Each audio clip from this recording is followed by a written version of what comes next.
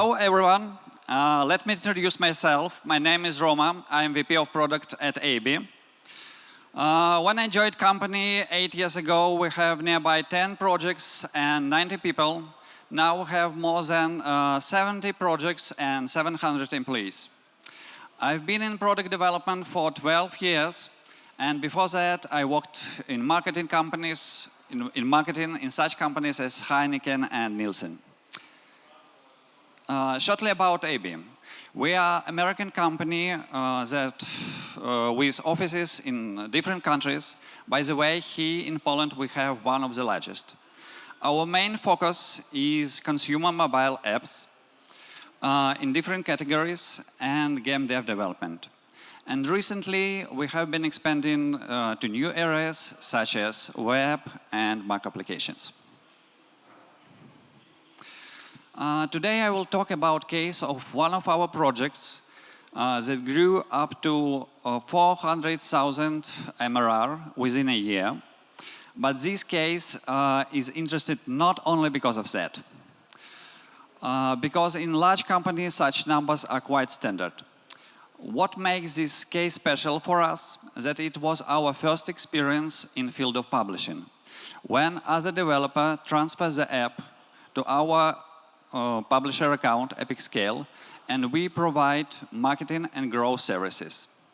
And I believe if there are some developers in the audience, they will see how working way to rapidly scale their business. Why did we decide to develop publishing as a standalone business? First of all, we had great experience in ASO, BI, marketing and growth. And we strongly believe that this experience could be used for promoting almost all apps in the market. Of course, there are some categories like gambling, dating, but fortunately that are not too numerous. What we wanted is to find developers with great ideas and technical expertise that we don't have. When we were discussing how to launch publishing, we had a huge debate what we should have before start. But eventually, we decided to follow famous principle, fake it till you make it. So, we published information on our website that we are considering candidates for publishing, even though at that moment, we neither have separate legal entity, nor dedicated team. However, the principle of match of supply and demand worked very quickly. A company called Soft reached out. They had a team of 20 developers and nearby 30 mobile projects in their portfolio, but most of them was outsourcing. They wanted to develop their own projects, but they understood that they require a partner for scaling. In an ideal world, the situation will continue like this. The developer comes to publishing, they have great idea, we both got very excited and we earn first million in a month. However, in the reality, situation was quite different.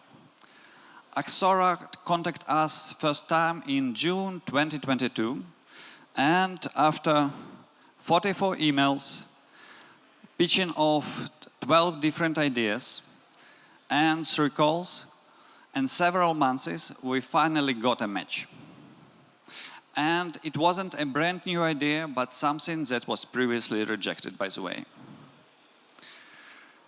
So, who was the chosen one?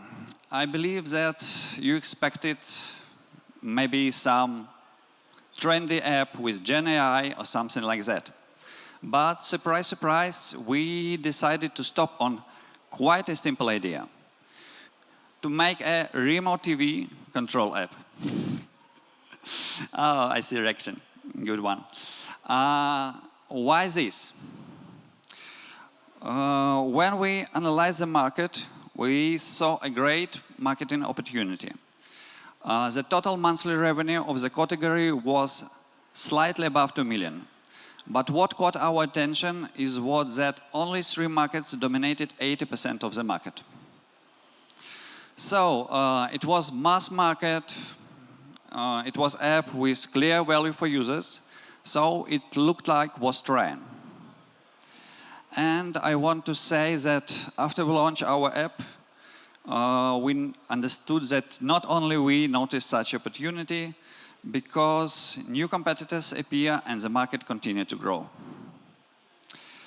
To be honest, another important reason for approving this idea was that we finally want to start establishing our publishing process. As said, better done than perfect. And we had a dream that one day, who knows, we would be able to present this case at a conference to attract new publishing partners. What is most important in partnership? Working with Axora, we wanted to establish our process like that, so we fully believe in our partner and their product decisions. Of course, they may consult us on some questions regarding desire, design, product, or whatever, but final decision was theirs. And I want to admit that they made a really good project, one of the best on the market. In turn, we define ourselves, our strategy for ASO, marketing, and growth. Now let me tell you how each of our department was involved in the process. From the monetization team, or growth team as we call it, we provided our own SDK that allows conducting of A/B tests, onboardings, and paywalls. After its implementation, Axora don't need to involve their developers in paywalls preparation because our growth team handles it all. We also requested implementation of list of SDKs and analytics and prepared dashboards that allow not only to determine the test winners, but reevaluate the initial results with actual data in real-time mode. And even more significantly, from the very beginning, we used our best practices, even more significant paywalls preparation, what allowed us to reduce significantly time needed for A/B tests. If we compare the first paywall with the current one, you will notice not major changes, because the initial version was already good enough. But what helped us was next. We made subscription with free trial pre-selected, which allow us to increase conversion. We added 2 subscriptions instead of 1, which allowed us to increase share of annual subscription. We make focus on the trial switcher and change CTA, what also allowed us to slightly increase our conversion to purchase. And we updated paywalls images, bringing all visuals to one unified style. Frankly speaking, that doesn't help us to increase LTV greatly, but made our design team much happier. Speaking about ASO, here you will see evolution of our screenshots from the first version to the last one. The main 3 screenshots should contain all important information about the app. And what we managed to improve was focusing on number of TV brands on first screenshot and putting a bigger image of app itself. On the second screenshot, we added one of our competitive features, mirroring and TV cast. And on the third screenshot, we continued to emphasize number of well-known TV channels, what helped us to attract even more users. Speaking about metadata, in the title and subtitle, we used medium frequency and high frequency keywords. And what we have changed is adding to subtitles screen mirroring and TV cast. In cross-locals, we added the medium frequency keywords such as smart TV and direct TV to title because they showed really good trends on search. Okay, we have great app with wonderful screenshots and gorgeous paywalls. All we need is to provide somehow epic scaling that we promised. So we start acquiring traffic in all main networks that used our competitors: Facebook, Apple Search, Google, Applovin, and TikTok. We prepared more than 200 creatives and spent $500,000 of marketing budget on acquisition. But, there is always some but. We really struggled with reaching our targeting ROI. But after some changes, we managed to succeed. What helped us is applying non-standard approaches and implementing thinking out of the box. Now I will show you one of our first creatives that was some kind of gold standard for the category at that time.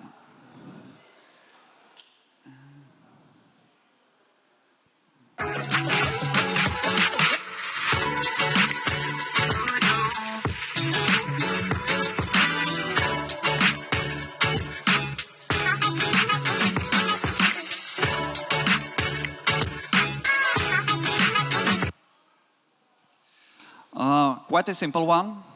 And now let me show you two creatives with more creative approach, new wave of remote TV advertising, I would say. Stuck in a terrifying moment? Don't worry. Howdy, man. Introducing a new solution for you. Don't let fear take over. Download our app and enjoy the convenience of stress-free channel surfing. Fast, easy, safe, instant relief from terrifying moments. And the second? Whoa! Is that you? What is that? That's you! Give me that! So, as you may see, these creative don't focus much on competitive advantages or unique selling proposition, but creative of that types soon become top performers across all metrics and allowed us to scale in. And the last but not the least, we consider our own BI system that forecasts LTV to be one of our most competitive advantage. Some time ago, when grass was green and profits were higher, economics still worked after 30% error in forecasting. But now, accurate prediction of LTV is one of the key success factors. If you have only annual subscriptions, the prediction of LTV is not a big deal, because probably after first days you already understand whether you are in profit or lost. But if you use mix of monthly and weekly subscription, the prediction of LTV becomes a harder challenge. What we see as our competitive advantage is accumulated experience of how different subscriptions behave in different seasons and with different network sources. The other great question is forecast term. For example, if your cohort revenue doesn't increase after first year, you could rely on first year LTV, and it's quite enough. However, if your revenue continues to grow after second and third year, maybe you are targeting on CP much lower than you could really afford due to relying on first 1 year LTV forecast. As for us, after long discussions, and hot discussion by the way, we stopped on forecasting on 780 days. It was some kind of compromise between risks and desire to see accurate data. In case of Rema TV, we had quite standard split of price slants and subscriptions. That is why the very first predictions were quite accurate. For first months, we have 85 to 96% accuracy, which shows that we slightly underestimated our revenue. However, already for second month cohorts, we have 94 to 99 accuracy. After understanding that our initial forecasts were accurate, we continued to scale up. Thinking about key success factors, I believe it wasn't just having a good product or non-standard creatives or even a $500,000 budget for acquisition. The most important factors to my mind were following. Openness to new ideas. Both we and Axora could continue work as we used, but fortunately we both were seeking for something new. Persistence. Here I want to give credit to our partners from Axora who didn't give up after first rejections and continue to send us new ideas and proposals. And you should trust the process. I believe that you should understand that success doesn't always come immediately, and the darkest night is always just before dawn. Thank you all for your attention. Thank you very much.